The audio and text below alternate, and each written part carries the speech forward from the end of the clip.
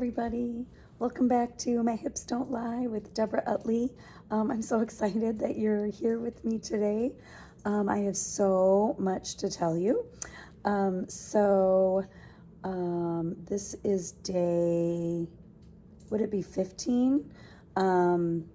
Yesterday was the 2-week mark of my surgery, so if I'm doing math, that would be 15 days maybe.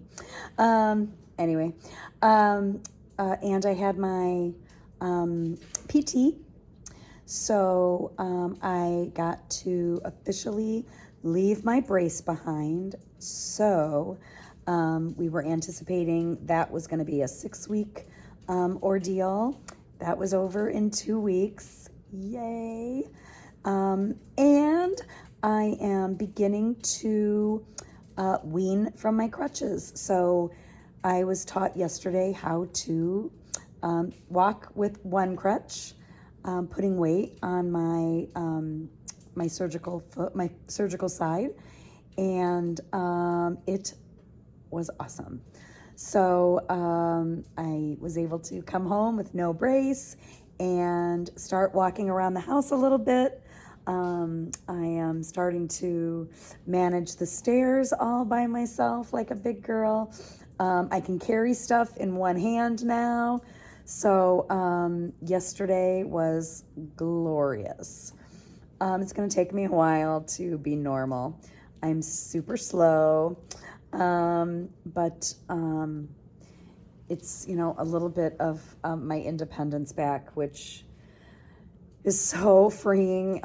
It's so emotionally freeing. I don't need to rely on my husband for every, thing. Oh, shoot, I forgot my phone. Oh, will you go grab now I can just hobble and get it myself. I'm a little limpy, of course. That might be a mental thing. But yeah, yesterday was a super fun day, physically and spiritually.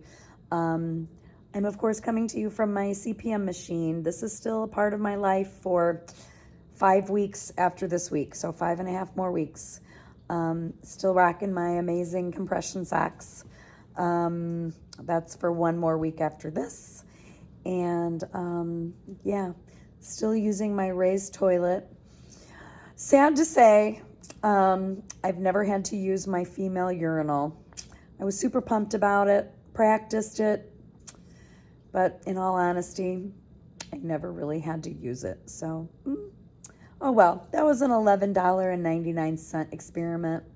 I'm going to save it. Might keep it in the car.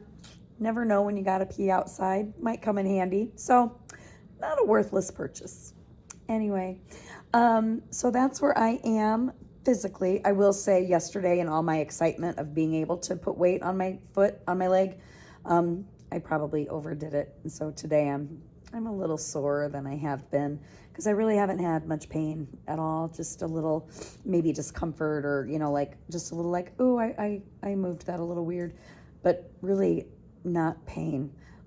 So today I would say scale of 1 to 10, I'm maybe at a 2. I think I got a little too excited yesterday. Oh well. Emotionally, better as far as, the burden that I was on my household. But and definitely a little brighter outlook, energetically. We were talking about, my still inability to concentrate. I think it's getting better. My brain, though, is not quite, I don't think, what it was before. It's not like I feel like a different person, but I do feel some deficits. Severe struggle for words, severe struggle to organize, and y'all, that's my jam. I love me some organizing on paper, on anything I can organize, instructions, and that's my jam. But it's really a struggle to do that even. But I do think it's getting better. I actually used the word circumvent this morning in a meeting. I think I'm coming back. I think I'm getting back online, if you will. But it might just take a minute. I will say this, note to everybody out there. I'm not like, I don't take tons of vitamins. I don't do tons of that. I do a probiotic. I do like old lady medicine.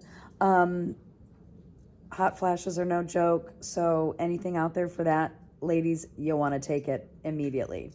Vitamin C and what I call my happy pill, vitamin D. I have been an advocate of vitamin D for a long time.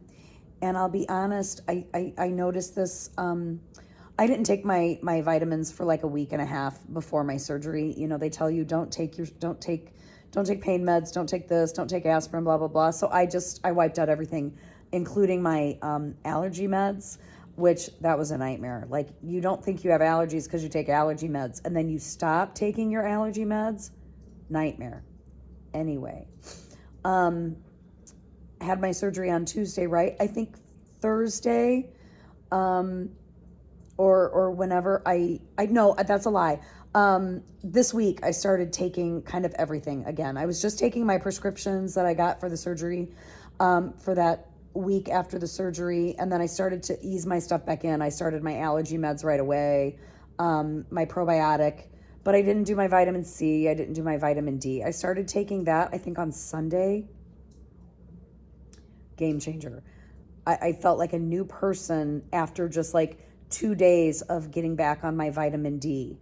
So let me tell you, it's winter. We're not getting anything really from the sun. Nowadays, we slather ourselves in sunscreen, right? Even when we are in the sun, we don't probably get enough vitamin D from our diets. So I take a supplement. I usually do nothing drastic. I only maybe do 1,000 milligrams, whatever it is on the bottle. Sometimes 2 if I'm like, that's going to be a day. I'm going to need a little extra sunshine power. But really no more than 2,000 a day. And this week I just started with 1,000 a day, game changer. So if you're feeling less than, and you can healthfully add vitamin D, do it. I bet you'll notice a difference. So anyway, that's where I am emotionally. I started teaching again on Monday. I was so scared. I felt so unprepared. But it's revitalized me, and I'm so grateful. When I count my blessings every morning, and say my morning prayers, that's kind of how I start my day, with my coffee and my prayers, which is really my meditation. But I always, of course, include the things that I'm grateful for, and my job is one of them. I say thank you for my job, for my career, for the people that my job has brought into my life. And then I go through the list of the people that I work for and with, and all my students and all my alums and all my families. And I pray every day for their safety, health, and happiness. And I mean it wholeheartedly. My kids, especially my students, they bring me so much energy. And what I'm getting at to you today, and I know some of you are mad at me. Some of you are like, that's great. I'm glad you're great. I'm glad you're doing well today. Tell us more about when you were little.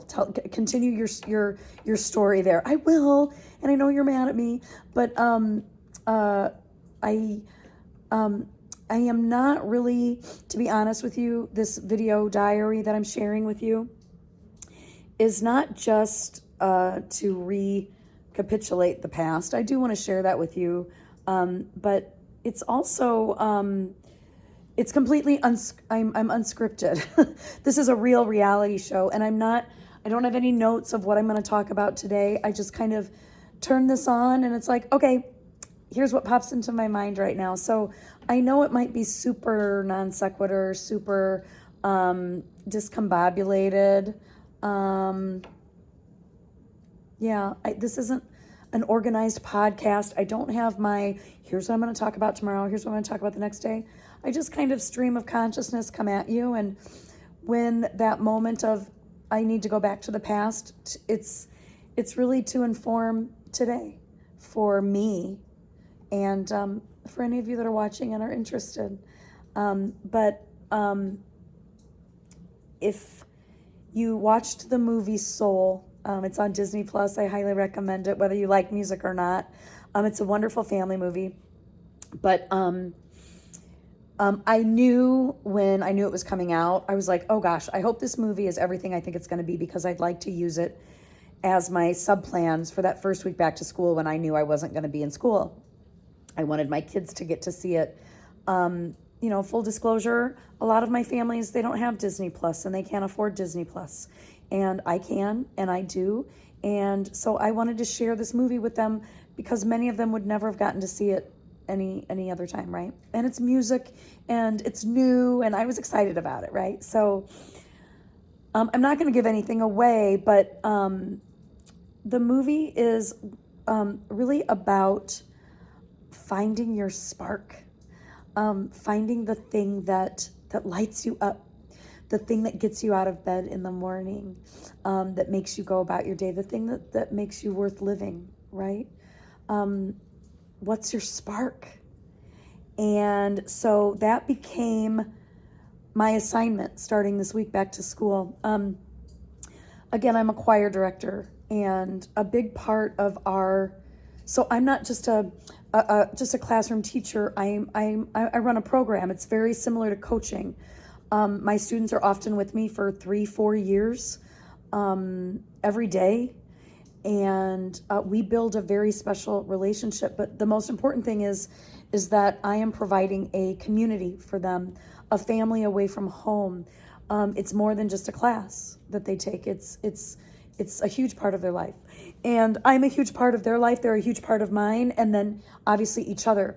So community building is a really important aspect of my classroom. So I chose to take this week and probably a little bit of next week to their first assignment was to really think about what your spark is. What's your spark? And then I want everybody to share it with the class, which is a vulnerable exercise, and it's a wonderful way to build community, right? We tend to be drawn to each other as human beings based on our shared vulnerabilities, not necessarily anything else. It's when we really crack ourselves open and show those insecurities, those weak spots, those tender underbellies. When we share those with other people, it endears us to them. And so I wanted the kids to get an opportunity to do that, even though we're just on other sides of a computer screen and we're really all alone in our homes and in our bedrooms, and some of us in our closets and wherever we're Zooming from, wherever they can find a quiet spot, right, in their house. So that's what we're doing this week. And we started today. Yesterday and Monday we're kind of laying the groundwork and just getting back to what did everybody do for break, and what presents did we get, and how was the first week back, and then today we really started, they started sharing, and it's so beautiful to listen to these teenagers and have them discover. Some of them, they're like, I haven't thought about what my spark is. And as I thought about it, it seemed, one thing. And then as I got deeper, that original thing I thought was my spark was really not my spark at all. It was this. And it's been so glorious to be back with them. And hear them share and learn more about them and what they're thinking for their career paths, and what they've discovered about themselves through this very strange time. it's been my spark. And, I shared with them too. I said, your spark will probably change over time. You will collect sparks. You'll have more than one. And I said, I was most surprised at what my spark ended up being, as I've also been thinking about it quite a lot. And, of course, in my youth, it was music, or so I thought. And when I really thought about it, I don't think it was music. It was more performing. I loved performing. But then that's not really what lit me up either. It was the attention, and it was the applause, and it was what felt like love to somebody that as a very young child didn't get enough attention, so I craved it. And it felt very yucky to tell that to the kids that, hey, I really think when I was your age, that's what my spark was. And it makes me feel icky. I don't like that was my spark. But it was probably true. And now, I think my spark, what lights me up, what I've discovered is it's actually people. It's being with people. It's talking to people. I have for a very long time been living in the thought that I was fairly introverted. I think an extroverted introvert, if you will. I can turn it on, but I really refuel by being alone. And that has been true, but I don't think it's the truest. I think I was kind of fooling myself. I think what's giving me energy is when I have friends visit, is when I'm texting or Snapchatting or even reading your comments and hearing what you think about my musings for the day. And like I said, being with my students, that's the best drug in the world.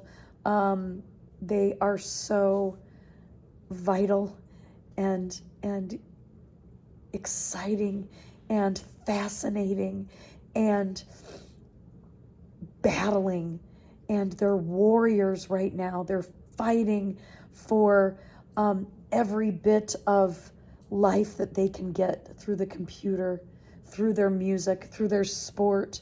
For those of you with teenagers out there, I challenge you to look at them through a different lens today. They are fighting through something that we never had to. And we don't empathize. We've never experienced this. That is very difficult as an adult, especially a teacher. I've never gone through what they're going through, and I have no point of reference. I'm going through it as an adult, very different. They are warriors right now. They are at battle, and they are fighting for their futures. And I want you to look at them as warriors today, not as the pains in the asses they usually are, but I'm joking. But they are truly magnificent, and I'm so inspired by them. So I think the phrase I've said the most in my life is, God, I hate people. But I don't think that's true anymore. I really love people, and I'm so grateful for all of the people in my life, for all of you out there. I'm so grateful. I'm so grateful for the friends that I have, for the family that I have, and I hope that you are too. I hope you are just as blessed. I hope you have a wonderful day. I want to thank you as always for being with me, allowing me this time to share a little bit of myself. And if it helps someone or entertains, that's all that I hope to do. So I hope you have an awesome day. I hope you are well and healthy and happy. And join me at My Hips Don't Lie with Debora Utley again next time. All my love. Bye.